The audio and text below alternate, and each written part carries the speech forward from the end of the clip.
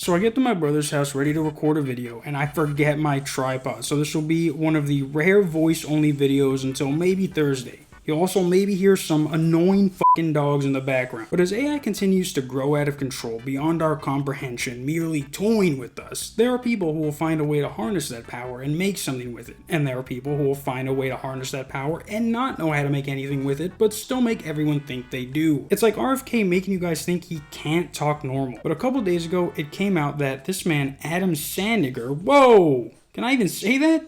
I'm just going to call him Albert from now on. But Albert N-word over here, according to this General Assembly article, is an experienced coder whose students have gone on to win national competitions under his guidance, and in 2018, he founded a company called Nate. And like any good inventor, he needed investors. And after some bull sessions with the bigwigs, he came out with $40 million in funding. What were they funding? An app that was supposed to simplify shopping by allowing users to purchase things with a single click, claiming that AI was used to automate everything. And like I said, he got $40 million from investors to back this project. So whatever he showed these guys, these so-called investors must have blown them a new asshole, because people aren't just giving away $40 million like that, you feel me? But as time went on, so did Albert Sandiger's secret, until 3 days ago when his lie couldn't be covered up any longer. So 3 days ago, it came out that Albert is alleged to have scammed everyone, and that apparently his app was never able to get the AI feature he was talking about to work, so instead he hired a whole call center of people in the Philippines to act as his AI. It says, as alleged, Albert Sandiger misled investors by exploiting their promises and allure of AI technology to create a false narrative about innovative technology that never existed. In reality, they allege the company hired a team of human contractors in the Philippines to do the work. Now, what's actually insane is how he was able to keep this up for so long without anyone noticing. Like, it says this launched in 2018, and he even hired a team of data scientists to develop it. But even scientists weren't able to make his dream come true. So he did what every American did, and he outsourced his work. Even telling his employees to keep the site's data a secret, as it would have shown everyone that his website isn't automated at all and is moving at the pace of 1 human per transaction, which is literally like Amazon or any other shopping app that never needed AI to help you check out. But since this was already a sinking ship from the start, he was constantly trying to make it seem like he had harnessed the power of AI right at his fingertips and has given it to everyone who purchased his app. In hindsight, he already had 40 million. I would have been like, look, we need a little bit more because these scientists don't know what the F word they're doing. And y'all don't want me to hire a call center full of people in the Philippines, do you? You know what I mean? But hiring actual people wasn't enough. So in 2021, during the busy holiday season, in addition to the people he hired, he added bots to complete the purchases. Something apparently he said he wasn't going to do. Now, call me insane, but why didn't he just open up a regular shopping app? He had everything he needed and then some. You think companies actually have call centers full of people fulfilling your orders? This ain't the fucking 90s, dog. Automated checkout is the bare minimum thing your site should have when making it. Like, just talking about it, I'm realizing, what would AI do that you clicking checkout wouldn't? Like, unless it's your first time purchasing from this site, you're going to have to fill out your information before it's saved. Was his app going to have an AI that just magically knew all your information? And not even that, whoever used this app just had their information shared with hundreds of people in the Philippines. And that's nothing against them, it's just that's who it went to. But then a year after that, in the actual lawsuit that was filed, it says an article that was published on June 6, 2022 exposed him for using actual people instead of AI to run his app, even saying that he told his investors not to report the fraud and or stay invested, saying that he did hire actual people to work on the app, but they were only there to help the AI learn, as if AI doesn't do that on its own. Now, while I was looking up information about this app, I'm gonna assume the investigation into his lies started back in 2023 after he had ran out of money, and according to this article titled AI Shopping Startup Nate has slashed most of its staff and disabled key features of its app, where they say the shopping app has stopped processing payments on its app and has cut most of its workforce. Now, seeing as this was quote unquote ran by AI, laying off your employees wasn't that big of a deal, but stopping purchases altogether, it's like this dude was asking to get caught. Like, I'm pretty sure some of the people he fired went and told someone what they were doing, and then they told someone, and then they told someone, until someone with authority is like, yeah, that's pretty illegal what he had you do. That's pretty illegal.